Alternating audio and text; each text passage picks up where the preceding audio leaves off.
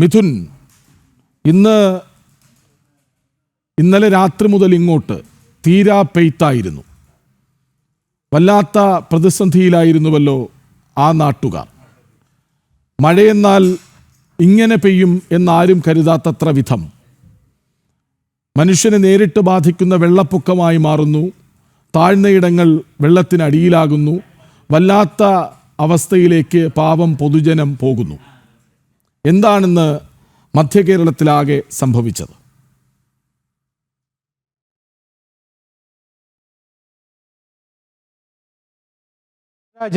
ഈ കോട്ടയം ജില്ലയിലെ കിഴക്കൻ മേഖല, ഈ കിഴക്കൻ മേഖലയിലാണ് തീരാ കണ്ണീരായിട്ടുള്ള കാഴ്ചകൾ ഇന്ന് കാണേണ്ടി വന്നത്.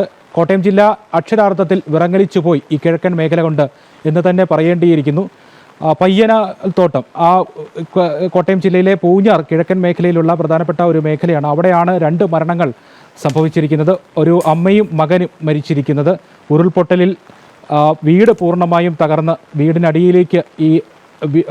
വീടിനടിയിലേക്ക് നിലം പതിച്ച് ഉള്ള മരണമാണ് സംഭവിച്ചത്. ദീർഘനേരം രക്ഷാപ്രവർത്തനം നടത്തിയാണ് ഇവരുടെ മൃതദേഹം രാവിലെ കണ്ടെടുക്കാനായിരുന്നു. ഇന്നലെ രാത്രി കുഴപ്പമൊന്നുമില്ലാതെ ഉറങ്ങാൻ പോയ 46 വയസ്സുള്ള റെജീനയും 18 വയസ്സുള്ള മകൻ ജോസഫിനുമാണ് ഈ മരണത്തിൽ കീഴടങ്ങിയത്. ഉരുൾപൊട്ടലിൽ ദാരുണമായ അന്ത്യം സംഭവിച്ചത്. ഈ കിഴക്കൻ മേഖലയിൽ കാര്യമായ മഴ മുന്നൊരുക്കങ്ങളൊന്നും സാധിച്ചിരുന്നില്ല. 2021 കുട്ടിക്കൽ ദുരന്തമൊക്കെ നമുക്ക് മുന്നിലുള്ളതാണ്. പക്ഷേ അത്തരത്തിലുള്ള ഒരു പശ്ചാത്തലത്തിലും ഈ കിഴക്കൻ മേഖലയിൽ കൂട്ടിക്കൽ, മുണ്ടക്കയം ഉൾപ്പെടുന്ന ഈ പൂഞ്ഞാറിലെ തെക്കേക്കര പഞ്ചായത്ത് ഉൾപ്പെടുന്ന ഈരാറ്റുപേട്ട മേഖലകളിലൊന്നും തന്നെ മുന്നൊരുക്കങ്ങൾ ഒന്നും ഉണ്ടായിരുന്നില്ല. ഇത്തരത്തിലുള്ള മഴ മുന്നറിയിപ്പുകൾ കേന്ദ്രീകരിച്ചുകൊണ്ടുള്ള സംവിധാനങ്ങളൊന്നും ഒരുക്കിയിരുന്നില്ല എന്നുള്ളതാണ് ഏറ്റവും എടുത്തു പറയേണ്ട കാര്യം. നേരത്തെ 2021 സംഭവിച്ചതുപോലെ, കുട്ടിക്കൽ ദുരന്തം സംഭവിച്ചതുപോലെ തന്നെ കുറഞ്ഞ സമയത്തിൽ കൂടുതൽ മഴ ലഭിച്ചു എന്നുള്ളതാണ് ഈ ദുരന്തബാധിത മേഖലയിലെ ആളുകളെല്ലാം പറയുന്നത്. എന്നാൽ രാത്രി 9 മണി മുതൽ പുലർച്ചെ 2 മണി വരെയുള്ള സമയത്ത് നിർത്താതെ പെയ്ത മഴയായിരുന്നു, തോരാ മഴയായിരുന്നു.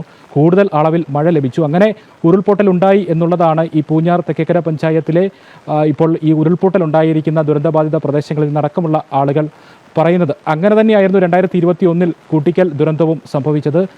നിർത്താതെ പെയ്ത മഴ, അളവിൽ കൂടുതൽ മഴ ഈ കുറഞ്ഞ സമയം കൊണ്ട് ലഭിച്ചു. അങ്ങനെയാണ് അന്ന് കൂട്ടിക്കൽ ദുരന്തമൊക്കെ, ഉരുൾപൊട്ടൽ ദുരന്തമൊക്കെ സംഭവിക്കുകയും 12ലധികം ആളുകൾക്ക് ജീവൻ നഷ്ടപ്പെടുന്ന സാഹചര്യമൊക്കെ ഉണ്ടായത്. സമാനമായ ഒരു സാഹചര്യത്തിൽ കൂടി തന്നെയാണ് കോട്ടയം ജില്ലയുടെ കിഴക്കൻ മേഖല കടന്നു പോകുന്നത്. തീക്കോയിലും സമാനമായി തന്നെ 30 ഏക്കർ എന്ന് പറയുന്ന സ്ഥലത്ത് വലിയ ഉരുൾപൊട്ടൽ ഇന്നലെ രാത്രി 2 മണി സമയത്ത് സംഭവിച്ചിട്ടുണ്ട്. ഈ 2 മണിക്ക് ശേഷമാണ് ഈ മേഖലകളിലെല്ലാം ഉരുൾപൊട്ടൽ ഉണ്ടായിരിക്കുന്നത്. തീക്കോയിൽ ഈ 30 ഏക്കർ എന്ന് പറയുന്ന സ്ഥലത്ത് വീടിന് മുകളിലേക്ക് വലിയ പാറക്കെട്ടുകൾ വന്ന് വീഴുകയായിരുന്നു.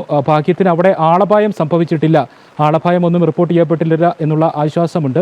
3 വീടുകൾ ഭാഗികമായി തകർന്നു, 1 വീട് പൂർണ്ണമായി തകർന്നിട്ടുണ്ട്. വാഹനങ്ങൾക്ക് കേടുപാടുകൾ സംഭവിച്ചു. കിഴക്കൻ മേഖലകളിൽ ഇപ്പോഴും മഴ തുടരുന്നു എന്നുള്ളതാണ് ആശങ്കപ്പെടുത്തുന്ന ഒരു സാഹചര്യം. ഇന്നലെ രാത്രി 9 മണിക്ക് ശേഷം നിർത്താതെ പെയ്യുന്ന മഴയായിരുന്നുവെങ്കിൽ ഇന്ന് പുലർച്ചെ 7 മണിക്ക് ശേഷമുള്ള സമയം മുതൽ ഈ സമയം വരെയും അവിടെ മഴയുണ്ട്. മഴ മാറി നിൽക്കുന്നില്ല. ഇടപെട്ടുള്ള മഴ ഈ കിഴക്കൻ മേഖലയിൽ ഉണ്ടാകുന്നു എന്നുള്ളത് മണ്ണിടിച്ചിൽ, ഉരുൾപൊട്ടൽ മേഖലകളിലെ ഒരു ആശങ്ക ജനിപ്പിക്കുന്ന സാഹചര്യമായി നിലനിൽക്കുകയാണ്. പാലാ നഗരം പൂർണ്ണമായും വെള്ളത്തിലായി പോയ കാഴ്ചയാണ് ഇന്ന് കണ്ടത്. ഈരാറ്റുപേട്ട നഗരം പൂർണ്ണമായും വെള്ളത്തിലായി. ഈരാറ്റുപേട്ടയിലെ കടകമ്പോളങ്ങളിലെല്ലാം വ്യാപകമായിട്ടുള്ള നാശനഷ്ടമാണ് സംഭവിച്ചിരിക്കുന്നത്. കോടികളുടെ നാശനഷ്ടം, ലക്ഷങ്ങളുടെ നാശനഷ്ടം ഓരോ കടകമ്പോളങ്ങളിലും ഉണ്ടായി എന്ന് അവിടെ നേരിട്ട് പോയി കാണുമ്പോൾ മനസ്സിലാക്കാൻ സാധിക്കുന്നുണ്ട്. ചെളി പൂണ്ടിരിക്കുകയാണ് പല കടകളിലും. ഗൃഹോപകരണങ്ങളൊക്കെ വിൽക്കുന്ന കടകളൊക്കെ ആണെങ്കിൽ, ഫാക്ടറികളൊക്കെ ആണെങ്കിൽ അവിടെ അത്തരത്തിലുള്ള ഗൃഹോപകരണങ്ങൾക്കെല്ലാം കേടുപാടുകൾ സംഭവിക്കുന്ന സാഹചര്യമാണ് ഈരാറ്റുപേട്ടയിലെ പല കടകമ്പോളങ്ങളിൽ നിന്നും നമുക്ക് നേരിട്ട് കാണാൻ കഴിഞ്ഞത്. അതുപോലെ പാലാ, കുരിശുപള്ളി, കൊട്ടാരമറ്റം, മുത്തോലി അടക്കമുള്ള ഭാഗങ്ങൾ പൂർണ്ണമായും വെള്ളത്തിലായി. മുത്തോലിയിൽ ധാരാളം വീടുകൾ ഭാഗ്യമായും പൂർണ്ണമായും വെള്ളത്തിലായി പോയ കാഴ്ചയാണിന്ന് പാലായിൽ നിന്നും കണ്ടത്. പാലാ, കുരിശുപള്ളിയൊക്കെ പ്രസിദ്ധമാണ്. ആ കുരിശുപള്ളിയൊക്കെ പരിസരമൊക്കെ വെള്ളക്കെട്ടിലായി മാറിയിരിക്കുന്ന കാഴ്ചയാണിന്ന് പാലായിൽ നിന്ന് കണ്ടത്. നിരവധി ആളുകളെ മാറ്റിപ്പാർപ്പിച്ചിട്ടുണ്ട്. ഏത് സമയത്തും കൂടുതൽ ദുരിതാശ്വാസ ക്യാമ്പുകൾ സജ്ജമാക്കാൻ സാധിക്കുമെന്നാണ് ജില്ലാ ഭരണകൂടം നൽകുന്ന വിവരം. ഒപ്പം തന്നെ 28 പഞ്ചായത്തുകളെ, മുഴുവനായി കോട്ടയം ജില്ലയിലെ 28 പഞ്ചായത്തുകളെ ഇന്ന് ഈ മഴക്കെടുതി ബാധിച്ചിട്ടുണ്ട് എന്നുള്ളതാണ് ജില്ലാ ഭരണകൂടത്തിൻ്റെ ഔദ്യോഗികമായ കണക്കുകൾ. അതിലേറെയും ഈ കിഴക്കൻ മേഖലകളിൽ നിന്ന് ഉള്ളതാണ്.